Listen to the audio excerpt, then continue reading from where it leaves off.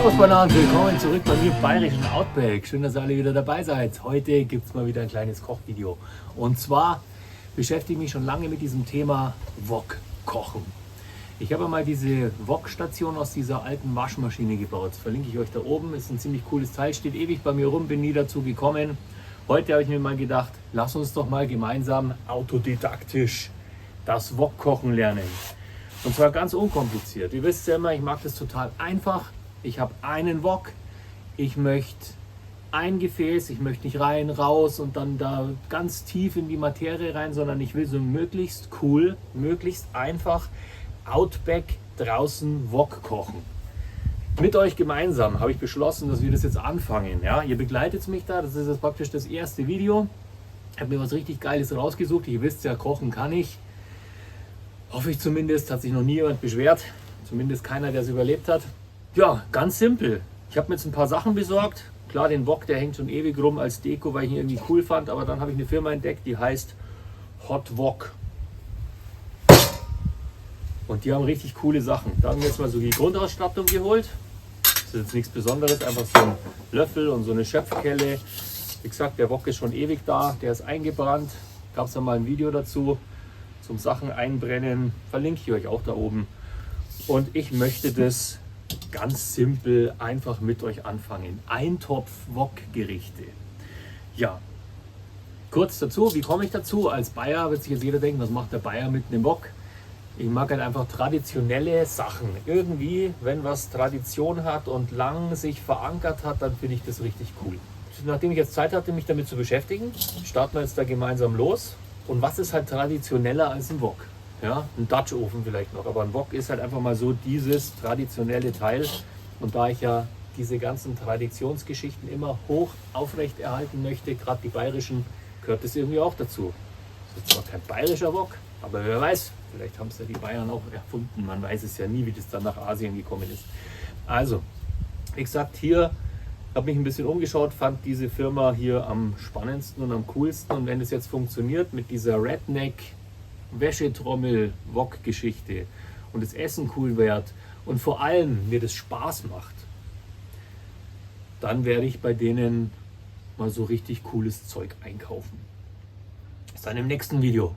Wir gehen folgendermaßen vor. Ich möchte ja alles da drin machen. Ich mache das Wasser rein, dann hauen wir den auf die Kohle drauf, dann koche ich erstmal Nudeln. Dann tun wir die Nudeln raus, dann schnipseln wir ein bisschen die Sachen zusammen. Prinzip haben wir ja alle verstanden, zumindest ich.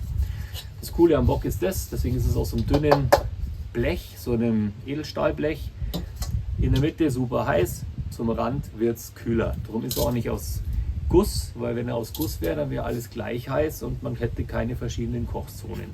Dieses Teil ist so, dass es genau hier so reinpasst. Und der Schöpflöffel, weiß ich noch nicht, den fand ich halt cool. Ich weiß auch nicht, für was man den braucht, vielleicht für die Nudeln rausholen. Müssen wir mal schauen. Und ein Messer, klar, Messer musste sein. Und da fand ich halt das hier richtig wild und dann haben wir gedacht, okay, schau mal her, wildes Messer, passt hier richtig gut her, zack, brauchen wir. Ja, ich werde mich jetzt mit euch da ganz entspannt in dieses Thema reinfuchsen, das so simpel halten wie möglich. Ich möchte mir jetzt da nicht allzu viel anschauen, sondern das rein logisch aufbauen. Ich bin natürlich froh, wenn da ein paar Profis bei euch sind, die mir unten was Schlaues reinschreiben und dann einfach mit diesem ganzen Thema beginnen. Ich werde das natürlich so vereinfachen, damit es mir Spaß macht und damit es vielleicht euch auch mehr Spaß macht, wenn ihr dann das Wok-Kochen anfangt. Da wird sich jetzt der eine oder andere Koch-Vollprofi wahrscheinlich, der wird wahrscheinlich ein Sauerstoffzelt brauchen, wenn er mir zuschaut, aber das ist mir eigentlich ziemlich wurscht. Für mich Voraussetzung simpel, lecker, einfach, Outdoor, Outback, Eintopf. Das ist für mich so die Voraussetzung in die Richtung, wo es gehen soll. Alles, was lange braucht, als erstes rein, alles, was kürzer braucht, später rein. So werden wir das machen. Dann legen wir gemeinsam los und dann hoffe ich, dass das was Cooles wird und wir uns öfter mal zum gemütlichen Wok-Kochen treffen. Ich denke mal, zum Sachenschnipseln hole ich euch näher her. Lege mir hier vielleicht noch ein schönes Deckchen drüber. Und dann versuche ich so wenig wie möglich dabei zu quatschen, dass wirklich die Eindrücke zählen und ich auch abschätzen kann, ob das was ist, was mir wirklich Spaß macht, weil ihr wisst ja, wie es ist. macht es einfach nichts mehr, was euch keinen Spaß macht. Kommt so viel besser durchs Leben. So, jetzt geht es aber wirklich los. Als allererstes stelle ich euch jetzt einmal die Zutaten vor. Also, ihr braucht auf jeden Fall einmal ein Schweinefleisch, recht zartes, mageres, ein paar Nudeln, die werden wir dann auch im Wok kochen. Das werde ich mal ausprobieren, ob das funktioniert. Ich weiß nicht, ob das schon mal jemand gemacht hat, aber wir machen das auf jeden Fall, weil dann habe ich nur einen Topf wieder, das Wasser schütte ich dann weg und dann muss ich nicht so viel abspülen. Brokkoli, bisschen Schwammerl, gelbe Ruhm, Karotten, wie auch immer ihr das nennt bei euch daheim. Ein bisschen Paprika und dann natürlich die Soße. Das machen wir jetzt eine kurze Zusammenfassung, das überspringen wir jetzt, weil das würde ein ganzes Video füllen. Ihr braucht für meine Spezialsoße, ich hoffe man sieht das soweit, 3 Esslöffel Sojasauce, 1 Esslöffel Honig, einen kleinen Löffel Zucker, dann nehmt ihr am besten einen braunen, einen Esslöffel Sonnenblumenöl, dann einen kleinen Spritzer Branntweinessig, einen kleinen Löffel Ahornsirup, das ist so meine Geheimrezeptur, die ich immer dazu packe zu allem. Und dann als Gewürz, naja gut, dann einen Esslöffel Maisstärke solltet ihr noch nehmen, ich nehme da immer Mehl. Und dann nehmt ihr noch als Gewürze Ingwer, Pfeffer, Chili, dann ein bisschen Tomatenmark und dann nehmt ihr noch 2 oder 3 Zehen Knoblauch, die zerdrückt ihr. Und die kommen dann zum Schluss auch noch da rein. Dann tut ihr es mit Wasser ein bisschen verdünnen und bei der Soße ist es so, die ganzen Sachen, die ich jetzt gesagt habe, die ganzen Inhaltsstoffe, das geht da nicht so genau. Ihr müsst es natürlich so ein bisschen abschmecken für euch selber, ob euch das wirklich schmeckt. Was da für euch wichtig ist, was da besonders reinpasst. Den Knoblauch, den macht ihr recht klein und recht batzig. Und dann kommt der hier auch mit rein. Das tut ihr dann schön vermischen. Und was ich mit der Soße immer mache, ein bisschen Wasser dazu. Und dann nehme ich die Hälfte davon, die packe ich direkt aufs Fleisch drauf, wenn das geschnitten ist. Und die andere Hälfte, die kommt dann ganz zum Schluss in den Wok mit rein. Schauen wir mal, ob man das alles mit diesem schönen Messer hier schneiden kann. Beim Brokkoli wisst ihr ja, dieses ganze harte Zeug da unten, das braucht ihr alles nicht. So. Natürlich alles vorher waschen. Dann diese Röschen schön in gleich große Stücke schneiden. Und so wie es ausschaut, koche ich schon wieder für 5 Personen und nicht nur für mich alleine. Wichtig ist immer, dass alles immer schön gleich groß wird. Damit es dann auch alles immer schön gleich lang dauert, bis es dann fertig ist. Sage ich euch jetzt hier als kompletter Anfänger. Tun wir da mal zur Seite. Als nächstes nehmen wir die Karotten her. Da schneiden wir jetzt hinten das Stück weg. Und jetzt machen wir da auch so kleine Streifen draus. Deswegen schneiden wir die jetzt alle so auf 5-6 cm Stücke.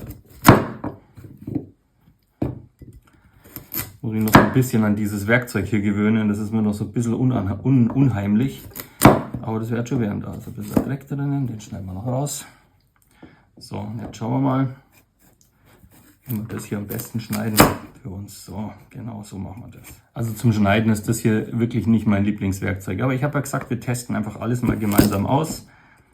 Das tut mir mit einem normalen Messer wahrscheinlich wesentlich einfacher als wie mit dem. Oder es hat noch als am Anfang jetzt hier so einen kleinen Unheimlichkeitsfaktor. Bin ja sonst nicht so zimperlich mit Messern und Äxten und so weiter, aber das Teil hier ist mir noch ein bisschen ungeheuer. Dann die Schwammerl, die schneiden wir natürlich auch wieder so ein Stückerl. Ich denke mal, das klang auch. Da holen wir jetzt mein Lieblingsmesser. Tue mich einfach irgendwie leichter damit. So, mit dem da.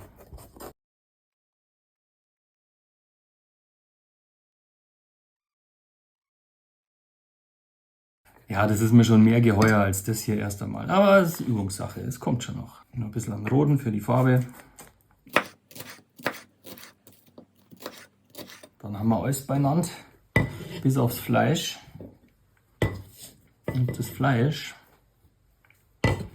das schneide ich nicht auf der Fläche, sondern das schneide ich auf eine extra Fläche, weil ich das immer irgendwie ein bisschen schöner finde, wenn man das Fleisch woanders drauf schneidet.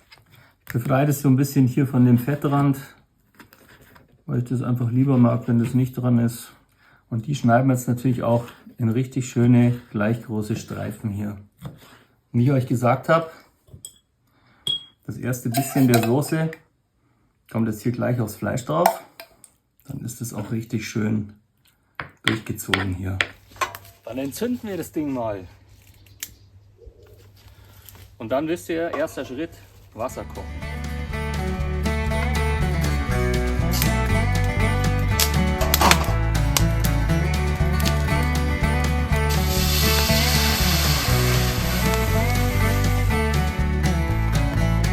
Und dann 3 Minuten warten.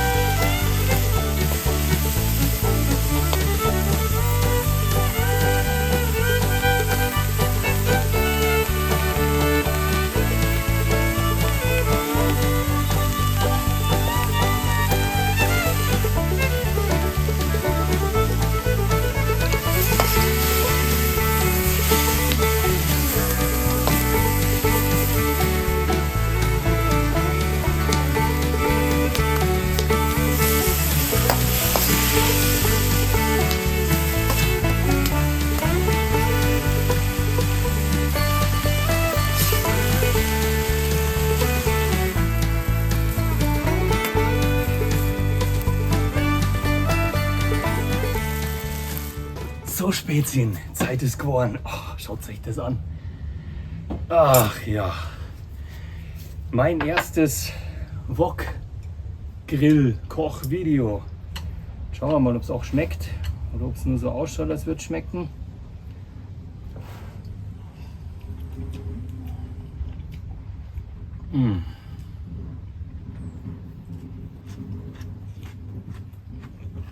Oh, das ist toll geworden. Cool, dass ihr dabei wart, dass wir das miteinander angefangen haben. Das war das erste und es ist richtig cool geworden.